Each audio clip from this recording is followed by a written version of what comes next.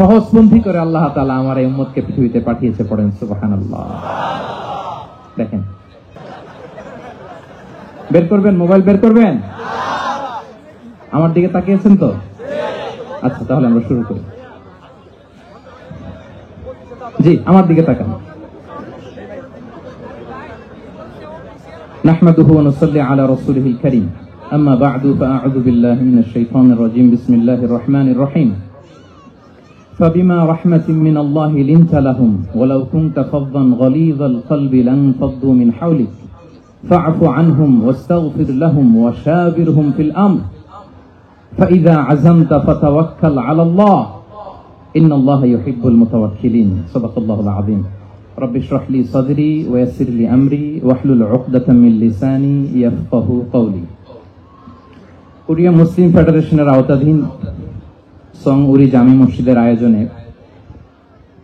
ডেজিং university স্টেডিয়ামে আজকের আয়োজিত এই দ্বিতীয় বার্ষিক ইসলামী মহাসম্মেলনে আপনারা যারাই উপস্থিত হয়েছেন আপনাদের সবাইকে জানাচ্ছি আন্তরিক শুভেচ্ছা এবং মোবারকবাদ। আহলান ওয়া সাহলান ওয়া মারহাবান বিকুম ফি হাযাল লিকা আত-তাইয়িব আল মুবারক।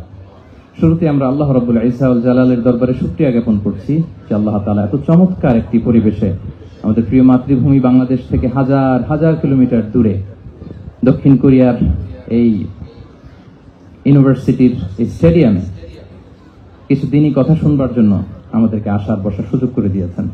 আমরা সবাই পড়ে নিচ্ছি কালিমাতুশ শুকর আলহামদুলিল্লাহ।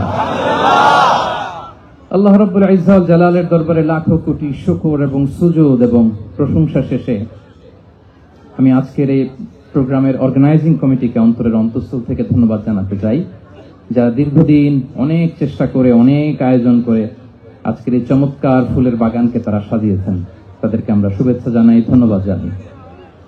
আজকের প্রোগ্রামে উপস্থিত আছেন দক্ষিণ কোরিয়া প্রবাসী বিশিষ্ট ব্যবসায়ী ভাইয়েরা, চাকরিজীবী ভাইয়েরা, শ্রমজীবী ভাইয়েরা, এবং দেখতে পাচ্ছি গ্যালারিতে পর্দার অন্তরালে আমাদের মা বোনেরা এসেছে, কচিকাচার সোনামণিরা। তারপর আমি এখানে সিকিউরিটি ডিপার্টমেন্টকে দেখলাম, police department, and I would like to thank from the bottom of my heart to the Daejeon University Authority for giving us this nice venue to organize such an amazing program. May Allah bless them with guidance. আমরা সবাই বলি আমিন। আজকে উপস্থিত আছেন এই প্রোগ্রামের volunteers ভাইয়েরা, press, media, সাংবাদিক বন্ধুরা। আমি সবাইকে আবারও ধন্যবাদ এবং শুভেচ্ছা জানিয়ে শুরু করছি। প্রিয় ভাইয়েরা, আমাদের সময় খুব কম, কথা অনেক বেশি। আল্লাহ শুকরিয়া যে আমরা আমাদের প্রিয় শায়েখ আস-সুন্নাহ ফাউন্ডেশনের চেয়ারম্যান শায়েখ আহমদুল্লাহ হাফিজাহুল্লাহ ওয়া রাআহকে পেয়েছি। উনি কথা বলার পরে আর কিছু বলার অবকাশ থাকে না, সুযোগ থাকে না, এত সুন্দর করে বলেন, ঠিক কিনা বলেন? তো চমৎকার নাসিহা নিশ্চয়ই উনি করেছেন, কোরআন সুন্নাহর আলোকে কিউএস সেশন করেছেন, কোশ্চেন আনসার সেশন করেছেন। আমরা আল্লাহর কাছে দোয়া করি, প্রার্থনা করি শায়েখের আলোচনা থেকে যেন আমরা উপকৃত হতে পারি। শায়েখ যে দিক নির্দেশনামূলক বক্তব্য আমাদের সামনে উপস্থাপন করলেন, আমরা যেন সেগুলোর উপর আমল করতে পারি। প্রিয় ভাইয়েরা, খুব বরকতময় একটা সময় আমরা কাটাচ্ছি।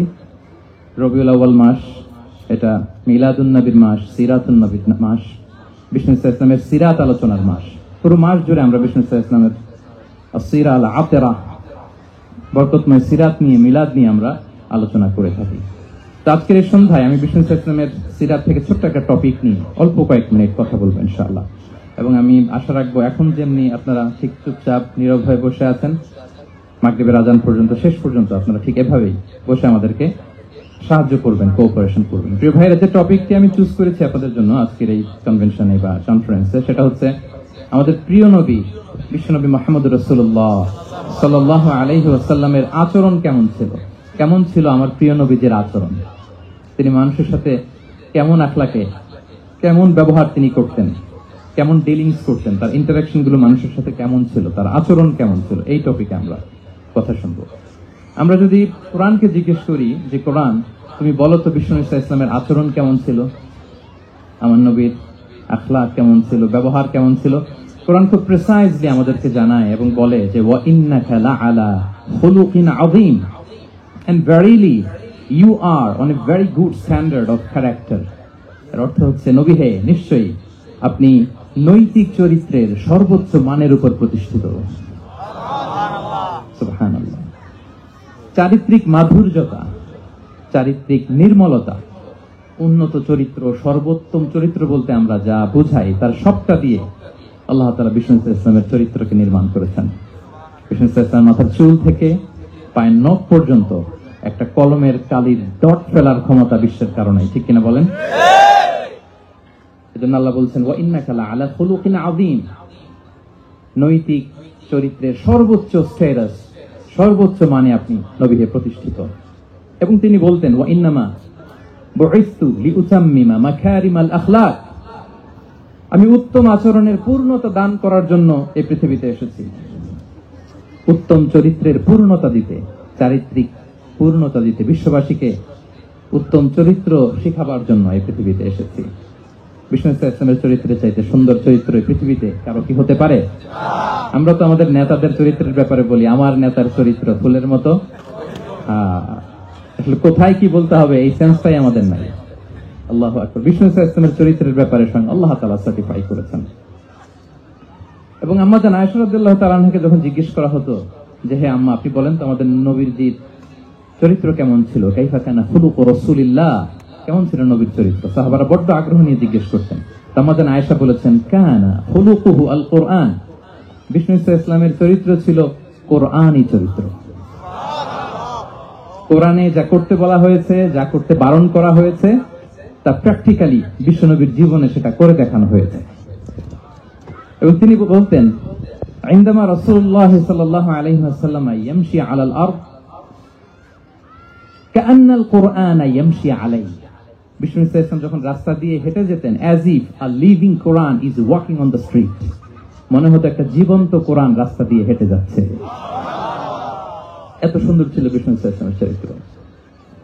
উনি যে নিজেই উত্তম আচরণের ছিলেন তাই নয়, তিনি সর্বোত্তম আচরণ যেন আমরা অর্জন করি এটার ব্যাপারে গুরুত্ব আরোপ করেছেন। রাসূল সাল্লাল্লাহু জিজ্ঞেস করা হলো নবী হে, কোন জিনিস মানুষকে সবচেয়ে বেশি আল্লাহ জান্নাতে প্রবেশ করাবে? সুইলা রাসূলুল্লাহ সাল্লাল্লাহু আলাইহি ওয়াসাল্লাম আন আকসারি মা ইউদখিলুন নাস আল জান্নাহ, জিজ্ঞেস করা হলো নবী কোন জিনিস মানুষকে বেশি জান্নাতে ঢুকাবে? বিষ্ণু বললেন তাকওয়াল্লাহ ওয়া হুসনুল খুলুক, এক হচ্ছে আল্লাহর ভয় আর এক হচ্ছে সুন্দর আচরণ। তাহলে এই হাদিস থেকে বুঝলাম যারা বেশি নামাজ পড়বে তারা বেশি জান্নাতে ঢুকবে নাকি? নামাজ পড়তে পড়তে যারা কপাল কালো করে ফেলছে এরা ঢুকবে না? যারা হজ করতে করতে বড় হাজী সাহেব হয়েছে, জিকির করতে করতে হাতে 3-4টা তাসবিহ রেখেছে, তাদের কথা বলা হয়েছে? এগুলো নিঃসন্দেহে অনেক বড় আমল, কিন্তু সবচাইতে বেশি জান্নাতে প্রবেশ করাবে যে আমল, বিষ্ণু বললেন এক হচ্ছে আল্লাহর ভয়, আরেক হচ্ছে সর্বোত্তম আচরণ। প্রিয় ভাইরা, ইসলামের মেজাজটাকে চিনে নেন, ইসলামের এসেন্সটাকে বুঝে নেন। আমরা ভালো আচরণকে গুরুত্ব দিতে চাই না। অনেক নামাজি লোক দেখবেন নামাজ পড়তে পড়তে কপালে কালো দাগ ফেলে দিচ্ছে, বাসায় বউয়ের সাথে খারাপ আচরণ করে, খিটখিটে মেজাজের, প্রতিবেশীর সাথে শুধু ঝগড়া, কলিগদের সাথে ঝগড়া, মারামারি, দুঃসম্পর্ক, এরকম আছে না? নাই বলেন, আছে না? কিন্তু নামাজি, অনেক বড় হাজি, একদিনও কোরআন তেলাওয়াত মিস হয় না। তো এত ইবাদত করেও সে ইসলামের আসল এসেন্সটাকে ধরতে পারেনি। বিষ্ণু বললেন সবচেয়ে বেশি জান্নাতে প্রবেশ করাবে যে দুটি আমল, একটি হচ্ছে তাকওয়াল্লাহ, আল্লাহর ভয়, আরেকটি হচ্ছে উত্তম আচরণ, সর্বোত্তম আচরণ। তো আমরা যেন উত্তম আচরণের অধিকারী হই, আমার স্ত্রীর সাথে যেন ভালো আচরণ করি, প্রতিবেশীর সাথে যেন ভালো আচরণ করি, ছেলে মেয়েদের সাথে যেন আমাদের অ্যাটিটিউডটা ভালো থাকে, আচরণটা ভালো থাকে, কলিগের সাথে যেন ভালো থাকে। বিশ্বনবীর আচরণ যেমন ছিল তেমন আচরণ যেন আমরা গড়ে তুলতে পারি। আওয়াজ করে পড়ুন আমিন। সুনানে আবু দাউদের এক বর্ণনা বিষ্ণু ইসলাম বলেন, খুব চমৎকার একটি হাদিস, মনোযোগ দিয়ে শুনুন। তিনি বলেন আনা যাঈমুন বিবাইতিন ফি রাবাদিল জান্নাতি লিমান তারাকাল মিরাআ ওয়া ইন কানা মুহিক্কান, আমি ওই ব্যক্তিকে জান্নাতের আঙ্গিনায় একটা ঘরের গ্যারান্টি দেই যে ব্যক্তি তর্ক করার সময় নিজে হক এটা জেনেও সে তর্ক থামিয়ে দেয়। অনেক সময় হয় না, অনেকে পায়ে পাড়া দিয়ে ঝগড়া করতে আসে, এরকম আছে না নাই? আপনি চুপচাপ দেখবেন একটা বাজে কমেন্টস করতেছে, আবার কমেন্টের নিচে কমেন্ট, আবার গালি, হ্যাঁ আছে না এরকম? বিষ্ণু বলেন নিজে হক এটা জানার পরেও আর যাতে তর্ক না বাড়ে, যে তর্ক থামিয়ে দেয় জান্নাতের আঙ্গিনায়, তাকে আমি একটা ঘরের গ্যারান্টি দেই। ওয়াবিবাইতিন ফি ওয়াসাতিল জান্নাতি লিমান তারাকাল কাযিবা ওয়া ইন কানা মাযিহান। আর ওই ব্যক্তিকে আমি জান্নাতের মাঝখানে একটা ঘরের গ্যারান্টি দেই যে ব্যক্তি কৌতুক করার সময়ও মিথ্যা পরিহার করে। করতেছে কৌতুক, ফান করতেছে আর কি, হি ইজ কিডিং, ফান করে, কৌতুক করে, কিন্তু কৌতুকের সময় সে মিথ্যা বলে না। এই স্বভাব যাদের, তাদেরকে আমি জান্নাতের মাঝ বরাবর একটা ঘরের গ্যারান্টি দেই। এরপর বিষ্ণু কি বলে দেখেন, তিনি বলেন ওয়াবিবাইতিন ফি আ'লাল জান্নাতি লিমান হাসানা খুলুকাহ। আর জান্নাতের একেবারে হাই স্পিক অফ প্যারাডাইস, জান্নাতের সর্বোচ্চ স্তরে আমি একটা ঘর বা একটা বাসভবনের গ্যারান্টি ওই ব্যক্তিকে দেই যে তার আচরণটা সুন্দর করেছে, যে সুন্দর আচরণের অধিকারী হয়েছে, তাকে জান্নাতের হাই স্পিকে আমি একটা বাসভবনের গ্যারান্টি দেই। তাহলে বলেন তো আমাদের আচরণটা সুন্দর করার দরকার আছে না নাই? এটা খুব ছোটখাটো একটা আমল, তাই না? কথা বলেন দক্ষিণ কোরিয়া প্রবাসী ভাইরা, আওয়াজ করে বলেন এটা কি ছোট আমল?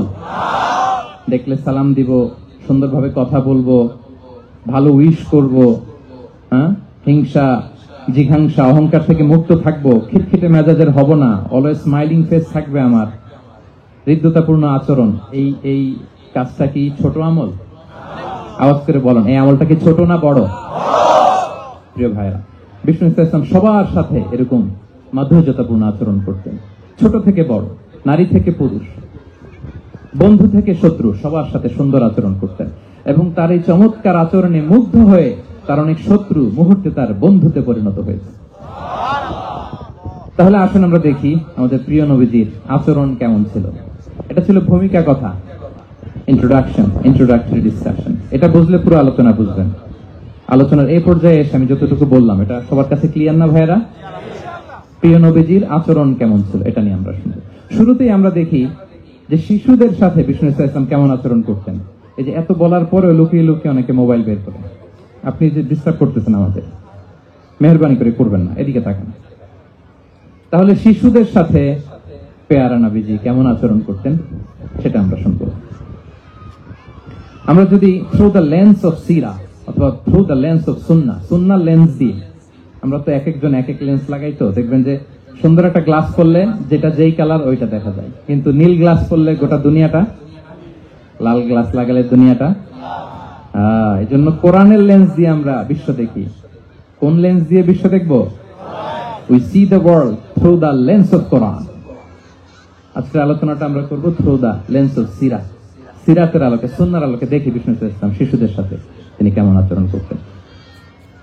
বিষ্ণু ইসলামের কাছে যখন কোনো শিশু নিয়ে আসা হতো তিনি তাহনিক করতেন। হাদিসে এসেছে, সিরায় এসেছে। তাহনিক কি? খেজুর চিবিয়ে খেজুরের মিষ্টি রস লালা সহ বাচ্চার মুখে লাগিয়ে দিতেন। আলেমদের কাছে, অনেক আলেমদের কাছে আসে, আমার কাছে অনেক এসেছে বাচ্চাদেরকে নিয়ে, তো আমরা এই সুন্নাহর উপর আমল হিসেবে খেজুর চিবিয়ে এর রসটা মুখে ঢুকিয়ে দিয়েছি। বারাকা, বিষ্ণু ইসলামের বারাকা নেওয়ার জন্য আসতো ছোট্ট বাচ্চাদেরকে নিয়ে। মদিনায় যখন সাহাবারা হিজরত করলেন মক্কা থেকে, মুসলিমদের ঘরে সন্তান সন্ততি নাই, বাচ্চা কাচ্চা হয় না। ইহুদিরা টিটকারি করে, এই তো মুসলমানদের সন্তান নাই। সর্বপ্রথম যেই সন্তান হয়েছে তিনি হচ্ছেন আয়েশা রাদিয়াল্লাহু তাআলা আনহার বড় বোন আসমা বিনতে আবু বকরের ঘর উজাড় করে এক সন্তান এসেছে, পুত্র সন্তান, নাম হচ্ছে আব্দুল্লাহ। কি নাম? আব্দুল্লাহ ইবনে জুবাইর। তো আসমা আব্দুল্লাহকে কোলে নিয়ে বিশ্বনবীর কাছে আসলেন। বিশ্বনবী খেজুর চিবিয়ে ওনার লালা মিশ্রিত রস খেজুর সহ মুখে লাগিয়ে দিলেন।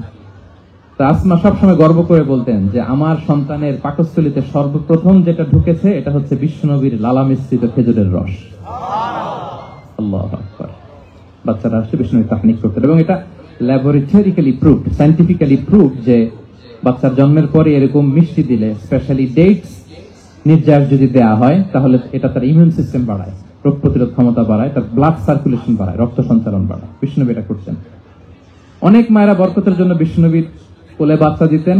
অনেক বাচ্চা বিষ্ণুনবীর কোলেই পেশাব করেছে, হাদিস সাক্ষী। ওখান থেকে মাসালা এসেছে, মেয়ে বাচ্চা পেশাব করলে কিভাবে ক্লিন হবে, ছেলে বাচ্চা পেশাব করলে কিভাবে ক্লিন হবে। বিষ্ণুনবী কোলে নিয়েছেন, পেশাব করে দিছে ভরায়। আল্লাহু আকবার। বাচ্চাদের মাথায় তিনি হাত বুলিয়ে দিতেন। যেই বাচ্চার মাথায় বিষ্ণুনবী হাত বুলাতেন ওই বাচ্চার মাথায় খুব বেশি বেশি চুল গজাতো। সুবহানাল্লাহ পড়বেন না? এক ভণ্ড, সেও ছিল নবী দাবিদার, মুসাইলামাতুল কাযযাব। সে নবীকে কপি করত, নবী যা যা করতো তাই করতো। তো সেও তার এলাকায় অনেক বাচ্চাদের মাথায় হাত বুলাই দিতে শুরু করলো, যে মোহাম্মদ বাচ্চার মাথায় হাত বুলালে বাচ্চার মাথায় চুল বড় হয়, আমিও তাই করবো। সে বলতো আমিও নবী। সে বলতো নবু আনি শুনলি ওয়ানি শুনলা কি মোহাম্মদ, হ্যাঁ মোহাম্মদ নবু তোমার অর্ধেক আমার অর্ধেক। কি মাহমুদ বাড়ির আবদার দেখছেন, বলে আমারটা আমাকে বুঝিয়ে দাও। তো নবীকে কপি করতো। বিশ্বনবী কুয়ার মধ্যে লোনা পানির কুয়ায় থুতু ফেললে মুহূর্তে লোনা পানির কুয়া মিঠা পানির কুয়ায় পরিণত হতো। এই বদমাসটা যখন কপি করে থুতু মারছে ওদের এলাকার কুয়ায়, ওটা ছিল মিঠা পানি, ওটা মুহূর্তের মধ্যে লোনা পানির কুয়া হয়ে গেছে। তো বিশ্বনবীকে কপি করে সে তার এলাকার নবজাতক বাচ্চাদের মাথায় যখন হাত বুলিয়ে দিতে শুরু করলো, পরবর্তীতে দেখা গেল ওই বাচ্চাগুলো আজীবন ছিল টাক মাথা। চুল বাড়বে তো দূরের কথা, তাদের মাথায় চুলই ওঠে নাই। আল্লাহু আকবার, মুজিজাতুন নবী। বিষ্ণু মাথায় হাত বুলিয়ে দিতেন, বাচ্চাদেরকে চুমু খেতেন। আপনারা বাচ্চাদেরকে কোলে নেবেন, আদর করবেন, চুমু খাবেন, বিষ্ণুর সুন্নাহ এটা। বাচ্চাদের সালাম দিতেন। মাঝে মাঝে বাচ্চাদের সাথে মজা করতেন, তাদের সাথে খেলাধুলা করতেন। বাসায় সময় পেলে এটা করবেন, ছেলেমেয়েদেরকে নিয়ে খেলতে নেমে যাবেন। শুধু বাচ্চাদের সাথে ফান করতেন এমন না, ভুল দেখলে শুধরে দিতেন। এক ছোট্ট বাচ্চা কোলে বসে খাবারের প্লেট থেকে এখান থেকে ধরে ওখান থেকে ধরে, তাও বাঁ হাতে। বিষ্ণু বললেন ইয়া গোলাম সাম্মিল্লাহ, বিসমিল্লাহ বলো। কুল বিয়ামিনিক, বাঁ হাতে নয় ডান হাতে খাও। ওয়া কুল মিম্মা ইয়ালিক, আর এদিক সেদিক থেকে নয়, তোমার সামনে যেটা আছে ওইটা খাও। সুবহানাল্লাহ, শুধরে দিতেন। সাদাকার খেজুরের স্তূপ ছিল, যাকাতের খেজুর। হাসান রাদিয়াল্লাহু তাআলা আনহু, বিষ্ণু ইসলামের দৌহিত্র, ছোট্ট মানুষ, হাঁটতে হাঁটতে যে খেজুরের স্তূপের দিকে খেজুর নিয়ে খেলতেছেন, হঠাৎ একটা খেজুর খেতে আরম্ভ করলেন। বিষ্ণু বললেন কেখ কেখ, থামো থামো, ওয়াক থু থু। আমরা যে বাংলা ওয়াক থু বলি, এটার আরবি হচ্ছে কেখ। মানে এই নানা ভাই রাখো রাখো রাখো। আলা তাআলাম ইন্না লা নাকুলুস সাদাকাহ, নানা ভাই তুমি জানো না আমরা হাশমি খানদানের, আমরা সাদাকার মাল খেতে পারি না। আঙ্গুল ঢুকিয়ে মুখ থেকে খেজুর বের করে দিলেন। সুবহানাল্লাহ। এভাবে ছোট্ট বাচ্চাদের ভুলগুলো শুধরে দিতেন, কারেকশন করতেন। সুনানে নাসাইতে এসছে, কেন রাসূলুল্লাহ সাল্লাল্লাহু আলাইহি ওয়াসাল্লাম ইয়াজুরুল আনসার, তিনি যখন আনসারীদেরকে ভিজিট করতে যেতেন, ফায়ুসাল্লিমু আলা সিবিয়ানিহিম, আনসারী বাচ্চাদেরকে সালাম দিতেন। আপনারা বাচ্চাদের সালাম দেন তো নাকি? নাকি বাচ্চাদের সালামের জন্য বসে থাকেন? অনেকে মনে করে যে আমি মুরব্বী হাজী সাহেব, 80 বছর বয়স, আমি যে শুধু সালাম পাবো, আমি দিব কেন? এরকম একটা ভুল ধারণা আছে না? সালাম শুধু ছোটরা দিবে, ব্যাপারটা কি এমন না? ছোটরা বড়দের দিবে, বড়রা ছোটদের দিবে, সবাই সবাইকে দিব, ঠিক কিনা বলেন? ইনশাআল্লাহ বলেন সবাই। ওয়ায়ামসাহু বিরুসিহিম, বাচ্চাদের মাথায় হাত বুলিয়ে দিতেন। ওয়াদউ লাহুম, তাদের জন্য দোয়া করতেন। তাহলে বিশ্বনবীর বাচ্চাদের সাথে আচরণ, ডিলিংস, ইন্টারঅ্যাকশন কেমন ছিল বুঝতে পেরেছেন? একবার এক নামাজে ওনার নাতিদেরকে নিয়ে হাজির হলেন, হাসান হুসাইন রাদিয়াল্লাহু আনহুমাকে নিয়ে।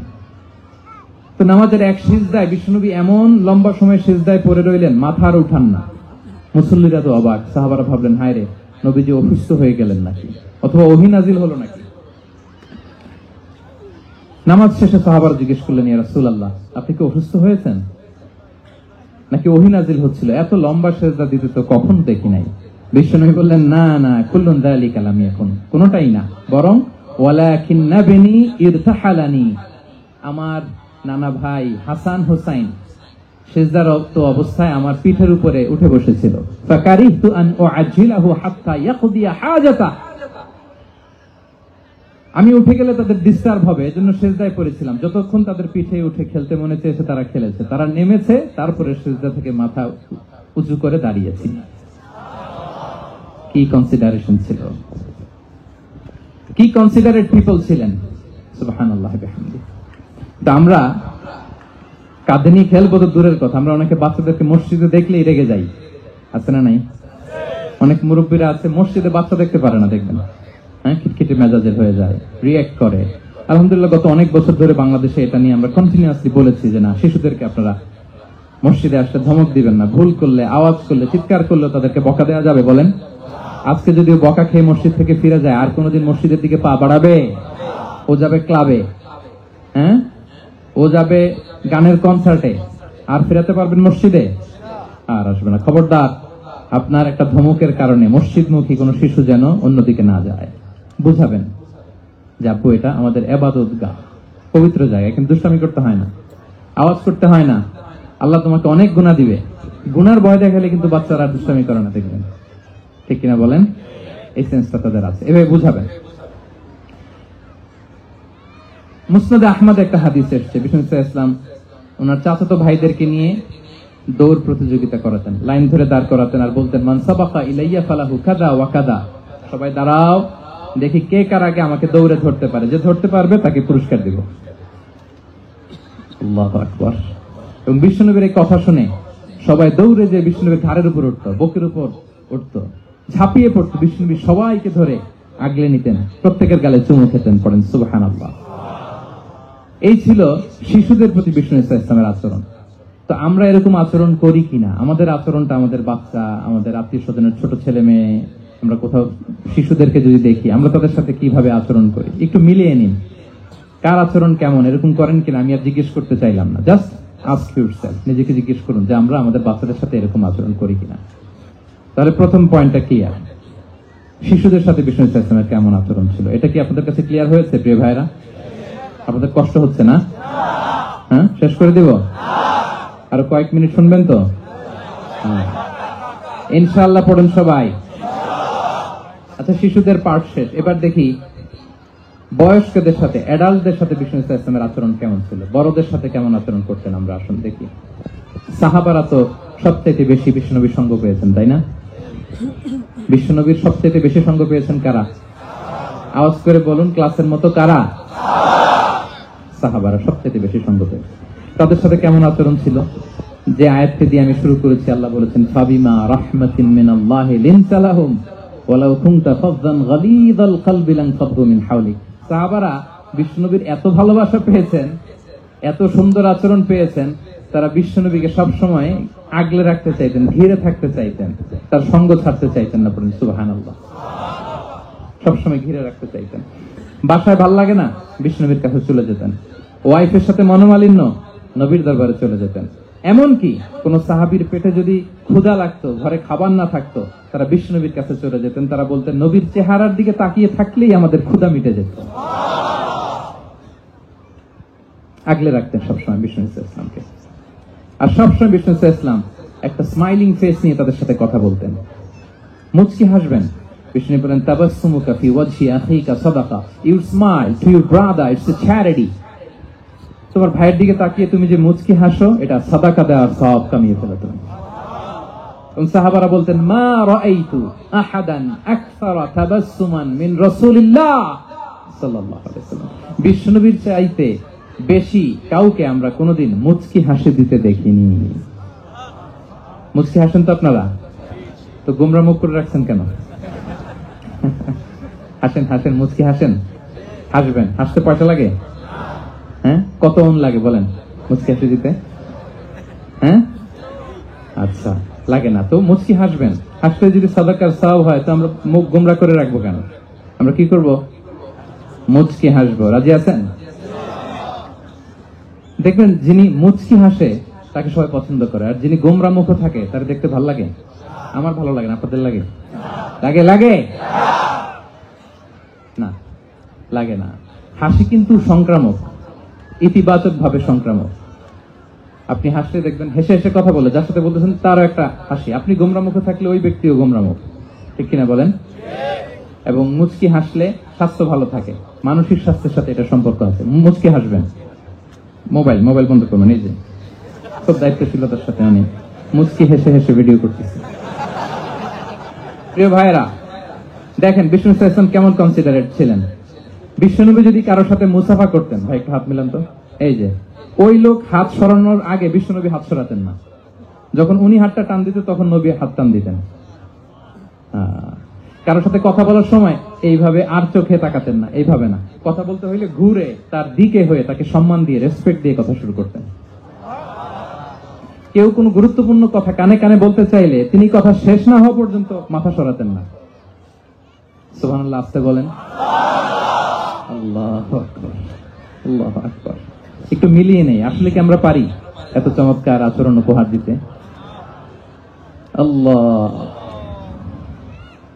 কতটা কনসিডারেট ছিলেন দেখেন। এক বেদুইন, অক্ষর জ্ঞানহীন মানুষ, সভ্যতার ছোঁয়া তার মধ্যে লাগেনি। সে মসজিদে নববীতে ঢুকে একবার মসজিদে নববীর মাঝখানে পেশাব করা শুরু করলেন। কি করা শুরু করলেন? কোথায়? টয়লেটে? কোথায়? ইসলামের সবচাইতে দ্বিতীয় সবচাইতে পবিত্র জায়গা বিশ্বনবীর মসজিদের মাঝখানে। সাহাবারা তাকে মারতে উদ্ধত হলেন। বিষ্ণু বললেন, দাও, থামো থামো, এই থামো থামো। কারণ প্রস্রাব করার সময়, টয়লেট করার সময় হুট করে কাউকে ধমক দেওয়া যায় না, ডাকা যায় না, দরজায় বড় নক করা যায় না, নক করা যায় না, করলে তার ক্ষতি হতে পারে, এটা করবেন না। বিষ্ণু বললেন, দাও ওয়া হারিকু আলা বাউলিহি সাজলান মিন মা, এই রাখো রাখো, বেচারাকে পেশাব করতে দাও, করতে দাও, করতে দাও, পেশাব করতে দাও। সে পেশাব শেষ করলো। বিষ্ণু বললেন, এক বালতি পানি ঢেলে দাও। এই এক বালতি পানি বালুতে মিশে জায়গাটা পরিষ্কার হয়ে যাবে। এরপর বিষ্ণু সাল্লাল্লাহু আলাইহি ওয়াসাল্লাম বললেন, ফাইন্নামা বুইসতুম মুয়াসসিরিন ওয়া লাম তুবআসু মুআসসিরিন, তোমরা এত কঠোর হচ্ছ কেন? আল্লাহ তো তোমাদেরকে কঠোর করে পৃথিবীতে পাঠাননি। কত চমৎকার আচরণের ছিলেন। এবং পরে লোকটাকে বুঝিয়ে বললেন, সে কালিমা পড়ে মুসলমান হয়ে গিয়েছে। আল্লাহু আকবার। এই ছিল বিষ্ণু সাল্লাল্লাহু আলাইহি ওয়াসাল্লামের ইন্টারঅ্যাকশন সাহাবাদের সাথে। এবং সাহাবাদের জন্য তিনি দোয়া করতেন প্রাণ ভরে। প্রিয় ভাইরা, দোয়া চাওয়া, দোয়া করা দুটোই সুন্নাহ। প্রাণ ভরে তিনি সাহাবাদের জন্য দোয়া করেছেন। বিষ্ণু সাল্লাল্লাহু আলাইহি ওয়াসাল্লাম একবার ওয়াশরুম সেরে এসে দেখলেন কে যেন অজুর পানি রেখে গিয়েছে। জিজ্ঞেস করলেন, কে রেখেছে? বলা হলো, আব্দুল্লাহ ইবনে আব্বাস রেখে, ছোট্ট আব্দুল্লাহ। বিষ্ণু সাল্লাল্লাহু আলাইহি ওয়াসাল্লাম খুশি হয়ে গেলেন, হায় রে, সে কিভাবে খেয়াল করলো, আমি এখন ওয়াশরুম থেকে আসলেই তো আমার অজুর পানি লাগবে। খুশি হয়ে একটা দোয়া করলেন তার জন্য। তিনি বললেন, আল্লাহুম্মা ফাক্কিহহু ফিদ্দীন ওয়া আল্লিমহু তা'ওয়িল, মানে হে আল্লাহ, আপনি তাকে দ্বীনের জ্ঞান দেন এবং কোরআনের ব্যাখ্যা তারে শিক্ষা দেন। বিশ্বনবীর এই দোয়া এমন ভাবে কবুল হয়েছে, এই আব্দুল্লাহ ইবনে আব্বাস যত মুফাসসির পৃথিবীতে আসবে, সকল মুফাসসিরদের সম্রাট হিসেবে আল্লাহ তাকে কবুল করেছেন। বিশ্বনবীর দোয়া তারা পেয়েছেন। উম্মে সুলাইম রাদিয়াল্লাহু তাআলা আনহা, আনাস রাদিয়াল্লাহু তাআলা আনহুকে নিয়ে আসলেন। বললেন, নবী হে, আপনি এসেছেন, আমরা যে এত খুশি মদিনাবাসী, সবাই দেখে আপনার হাতে কিছু না কিছু হাদিয়া দেয়, আমি কি দিব? কিছু দেয়ার নাই, কিছু দেয়ার নাই। আমি গরিব মানুষ, আমি আমার নাড় ছেঁড়া ধন, কলিজার টুকরা আনাস, আমার শিশু সন্তানটারাই আপনারে হাদিয়া দিয়ে দিলাম। খোয়াই দিমুকা আনাস। নবী হে, সে আপনার ছোট্ট খাদেম হবে, আপনার কাজ করে দিবে। উদু আল্লাহ আলাহ, আপনি তার জন্য একটা দোয়া করেন। বিষ্ণু দোয়া করলেন। কি দোয়া করলেন? আল্লাহুম্মা আকফির মালাহু ওয়া ওয়ালাদা, আল্লাহ আনাসের সম্পদও বাড়ায় দাও, ওয়া ওয়ালাদা, তার সন্তানও বাড়ায় দাও। দেখেন এই দোয়ার কি বরকত। এই দোয়ার বরকতে আনাস বলে, মদিনাতে যত খেজুর বাগান ছিল সবগুলো খেজুর বাগানে বছরে খেজুর হতো একবার, কিন্তু নবীর দোয়ার বরকতে আমি আনাসের বাগানে খেজুর হতো বছরে 2 বার। আর উনার সর্বসাকুল্যে ছেলে মেয়ে ছিল, কোন বর্ণনায় 78 জন, কোন বর্ণনায় 80 জন। আমাদের পুরো বংশে আছে 80 জন। কথা বলেন, আপনার পুরো গোষ্ঠীতে 80 জন আছে? ওনার শুধু ছেলে মেয়ে, একজনের ছেলে মেয়ে কয়জন? 80 জন। বিশ্বনবীর দোয়া কি ইন্টারেকশন দেখেন, একজন ট্রু লিডারের কি বৈশিষ্ট্য। তিনি সাহাবীদের ভালো গুণ দেখলে তাদেরকে উৎসাহিত করতেন, ইন্সপায়ার করতেন, প্রশংসা করতেন। আবু মুসা আল-আশআরী রাদিয়াল্লাহু তাআলা আনহু, তিনি রাত জেগে চমৎকার কণ্ঠে তেলাওয়াত করতেন। একদিন তার ঘরের পাশ দিয়ে বিষ্ণু যাচ্ছিলেন। পরের দিন বললেন, আবু মুসা, আমি কিন্তু তোমার কণ্ঠ শুনেছি, বড় সুরেলা গলা তোমার। লাকাত উতিতা মিজমারান মিন মাজামিরি আলি দাউদ, দাউদ নবীর গলায় আল্লাহ যে সুরের ঝংকার দিয়েছেন, এই উম্মতের মধ্যে আল্লাহ তোমার গলায় সেই সুরের লহরী ঢেলে দিয়েছেন। আচ্ছা বলেন, নবী যদি প্রশংসা করে যে তোমার তেলাওয়াতটা খুব সুমধুর হয়েছে, তার কেমন লাগবে বলেন তো? আচ্ছা নবী বাদ দেন, শায়েখ আব্দুর রহমান আস-সুদাইস এসে যদি আপনারে বলে, তোমার কণ্ঠটা তো বড় মিষ্টি, তোমার কণ্ঠ রেসাইটেশন তো বড় সুন্দর, কেমন লাগবে আপনার? আর স্বয়ং বিশ্বনবী যদি বলে, সুবহানাল্লাহ পড়বেন না? আল্লাহু আকবার। এইভাবে বিষ্ণু সাল্লাল্লাহু সাহাবাদেরকে উৎসাহিত করতেন। মাঝে মাঝে প্রশ্ন করতেন, তাদের অ্যাটেনশন গ্রো করার জন্য তিনি প্রশ্ন করতেন। একবার বলেন দেখি, কে বলতে পারে, ইন্না মিনাশ শাজারি শাজারা লা ইয়াসকুতু ওয়ারাকুহা মাসালুহা মাসালুল মুমিন, একটা গাছ আছে, এই গাছের পাতা ঝরে না, এর দৃষ্টান্ত মুমিনের দৃষ্টান্ত। কে পারো দেখি? কোন সাহাবী পারে না। কারণ তারা ভাবতেছিল দূরের ওই সিরিয়ার কোন গাছ হবে, অমুক জায়গার মরুভূমির গাছ হবে, ঘরের পাশে যে খেজুর গাছ, ওইটা আর কেউ হবে না। ভাবছে প্রশ্ন যেহেতু করছে, এত সহজ উত্তর হইলে তো প্রশ্ন করার কথা ছিল না। তারা এইটা বলে, ওইটা বলে, ক্যাকটাস, গুলমলতা, ওই গাছ। নবী বলে না, ইন্নাহা আন-নাখলা, এটা খেজুর গাছ। কি গাছ? তো আব্দুল্লাহ ইবনে ওমর তখন খুব ছোট, তিনি মনে মনে ধরে ফেলছিলেন, কিন্তু ভয়ে বলে না। বাসায় যে ওমর রাদিয়াল্লাহু বলে, আব্বা আপনারা কেউ পারেন না, আমি তো জানতাম এটা খেজুর গাছ। তো বললাম না যে, আব্দুল্লাহ বলে আপনি পারেন না, অন্যান্য সাহাবারা বাচ্চা ছাড়া কেউ পারে না, আমি কেমনে কই? ওমর রাদিয়াল্লাহু বললেন, আজকে যদি তুমি বলতে পারতে লাল উট পেলে আরবরা যে যত খুশি হয় আমি তার চেয়ে বেশি খুশি হয়ে যেতাম। নবীর সামনে আমার বুকটা এত বড় হয়ে যেত। আল্লাহু আকবার। দেখেন, প্রশ্ন ছুড়ে দিয়ে মনোযোগ আকর্ষণ করতেন সাহাবাদের, রসিকতা করতেন মাঝে মাঝে। রসিকতা, এক সাহাবী বলেন, ইয়া রাসূলুল্লাহ, আমার চলতে বড্ড কষ্ট হয়, আপনি যদি দয়া করে আমাকে একটা উট দিতেন তাহলে আমি রাইড নিতাম এটার উপরে, এটা দিয়ে চলতাম, সফরের কষ্ট কমে যেত। বিষ্ণু বলেন, যাও ঠিক আছে, তোমাকে একটা উটের বাচ্চা দিব। কি দিব? সাহাবী বলেন, ইয়া রাসূলুল্লাহ, আমি চাইলাম কি আর আপনি বললেন কি? আমার তো লাগবে এমন উট যেটা দিয়ে মরুভূমিতে চলা যায়। বিষ্ণু বলেন, ওই উটটাও তো অন্য কোনো না কোনো উটের বাচ্চা। সুবহানাল্লাহ পড়বেন না? ছোট্ট কথা, দেখেন কি রসিকতা, কি সেন্স অফ হিউমার। সুবহানাল্লাহ। সাহাবীদের সাথে এক কাতারে মিশে কাজ করতেন, নিজ হাতে সাহাবীদের সাথে মিশে কি করেছেন? মসজিদে নববী নির্মাণ করেছেন। ৫ম হিজরিতে নিজে মরুভূমির বালু খনন করে পেটে পাথর বেঁধে পরীক্ষা খনন করেছেন সাহাবীদের সাথে। True leader. শুধু তাই নয়, সাহাবারা ভালো পরামর্শ দিলে সেটা অ্যাকসেপ্ট করতেন। আমাদের মধ্যে অনেকের একটা ইগোইস্টিক ঝামেলা আছে, বাড়ির কাজের মেয়ে বলছে, কাজের ছেলে বলছে, এই আমার স্টাফ বলছে, এটা আমি কেন শুনবো? এরকম একটা মেন্টালিটি অনেকের আছে না নাই? অনেক সময় তাদের মধ্য থেকেও ভালো পরামর্শ আসতে পারে না।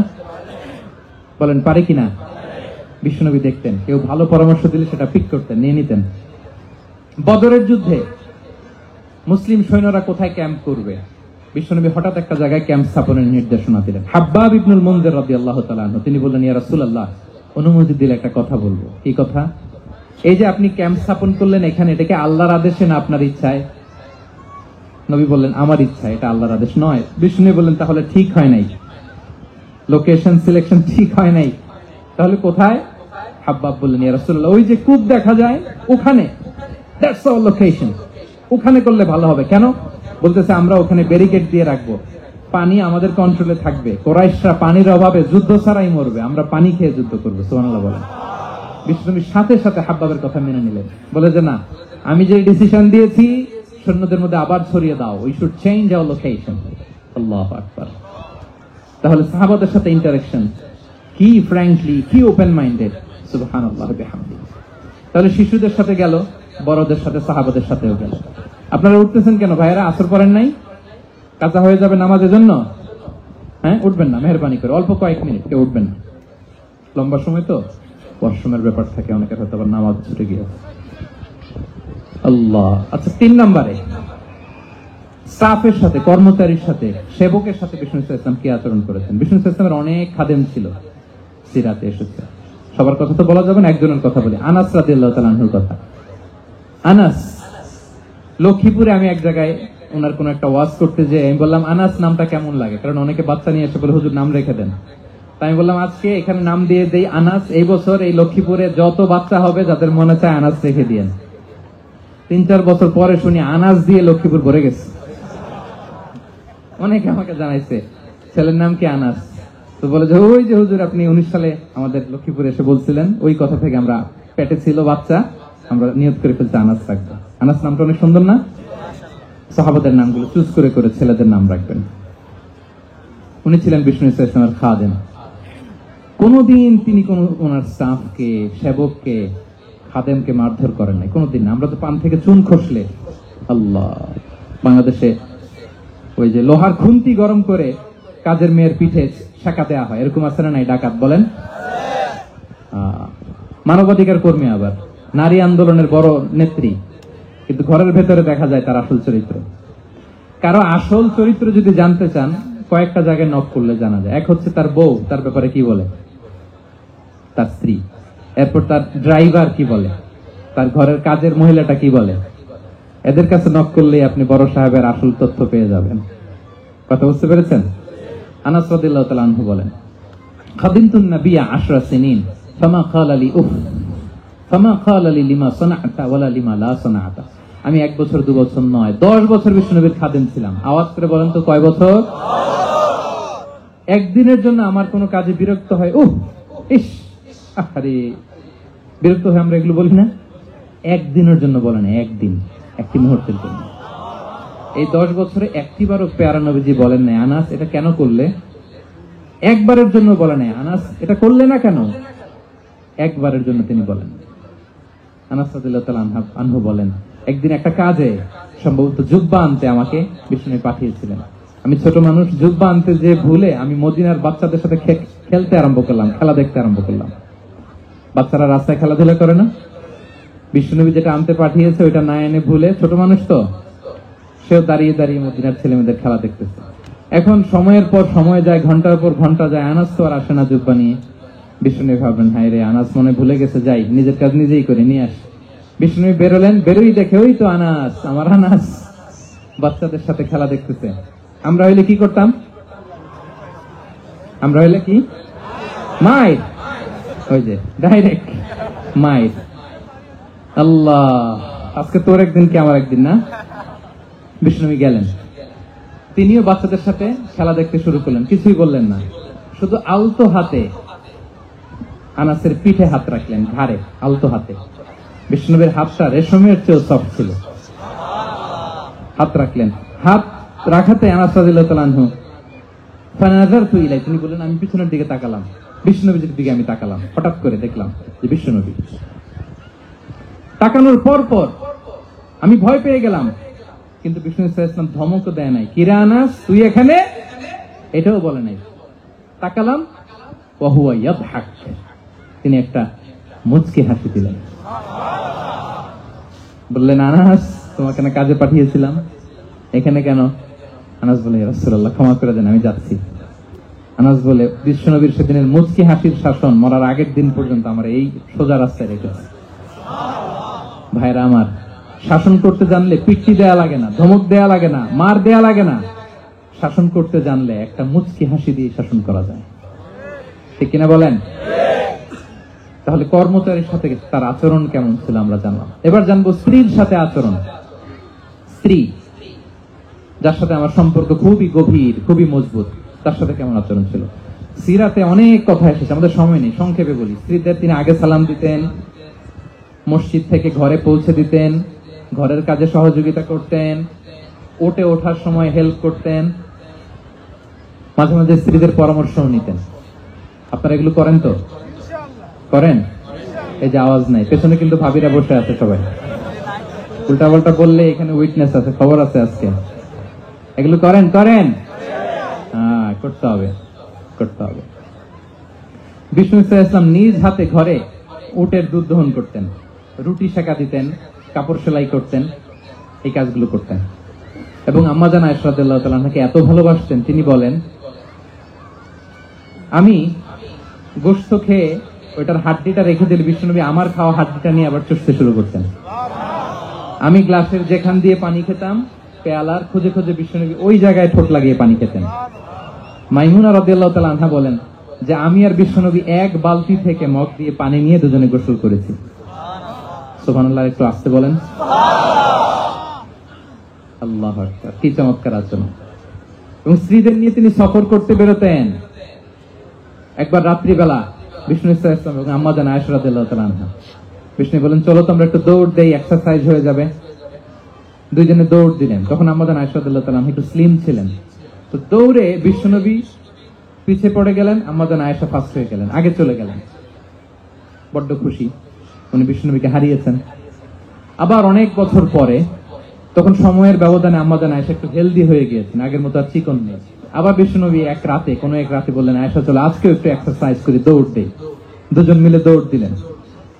আজকে বিষ্ণুনবী আর আম্মা জান আয়েশাকে চান্স দেন নাই, তিনি জোরে দৌড়ে আম্মা জান আয়েশাকে রানার আপ করে দিলেন, উনি ফার্স্ট হয়ে গেলেন। এরপর কি বললেন জানেন? সুনান আবু দাউদের হাদিস, তিনি বললেন ইয়া আয়েশা হাদিহি বিতিলকা সাবকা। দেখেন বিষ্ণুনবী মনে রাখছেন, নোটে রাখছেন। বিষ্ণু বললেন আয়েশা ওই যে এত বছর আগে কোন এক রাতে মরুভূমিতে দৌড়ে আমাকে হারাইছিলা, আজকে ওইটার বদলা নিয়ে নিলাম। তিলকা সাবকা, ওইটার বিনিময়ে এটা। ওই দিন তুমি জিতছিলা, আজকে তোমার উপর আমি জিতে গেলাম। আল্লাহু আকবার। কি হৃদ্যতা ছিল, কি সম্পর্ক ছিল স্ত্রীর সাথে। তাই বলে মনে করবেন না যে কোনো মনোমালিন্য হতো না, হতো। মানবিক যে ব্যাপারগুলো, মাঝে মাঝে একটু ছোটখাটো মিষ্টি ঝগড়া, একটু মনোমালিন্য, এটাও হতো। এবং বিশ্বনবী এটাও টের পেতেন, তিনি বলতেন, আয়েশা ইন্নী লা আ'লামু ইযা কুনতি আলাইয়া গাদবা ওয়া ইযা কুনতি আলাইয়া রাদিয়া। আয়েশা, কখন তুমি আমার উপর রেগে থাকো আর কখন খুশি থাকো সবটাই কিন্তু আমি টের পাই। আম্মাজান আয়েশা অবাক হলেন, কি করে টের পান? বিশ্বনবী বলেন, যখন তুমি আমার উপর খুশি থাকো তখন দোয়ার সময় বলো লা ওয়া রাব্বি মুহাম্মদ, তুমি বলো হে মুহাম্মদের রব আল্লাহ, মদিনার উপর রহম করেন, আমাদেরকে ক্ষমা করেন, হে মুহাম্মদের রব আমাদের ক্ষমা করেন, এইভাবে দোয়া করো। আর যখন তুমি রেগে থাকো তখন আমার নামটা মুখ দিয়ে নিতে চাও না, তখন তুমি দোয়াতে বলো লা ওয়া রাব্বি ইব্রাহিম, হে ইব্রাহিমের আল্লাহ, হে ইব্রাহিম নবীর খোদা আমাদের মাফ করো। তখন তুমি আমার নাম নাও না, কৌশলে আমার নামটা বাদ দাও। আমাদের আয়েশা বলেন, ইয়া রাসূলুল্লাহ মা আহজুরু ইল্লা ইসমাক, নবী হে আমি তো আপনার নামটাই শুধু মুখ থেকে বাদ দেই, আমার হৃদয় থেকে তো কখনো আপনারে বাদ দিতে পারি না। এটা ঠিক, তখন রেগে থাকে আপনার নামটা মুখে নেই না, কিন্তু হৃদয় থেকে তো আপনাকে সরাতে পারি না। সুবহানাল্লাহ।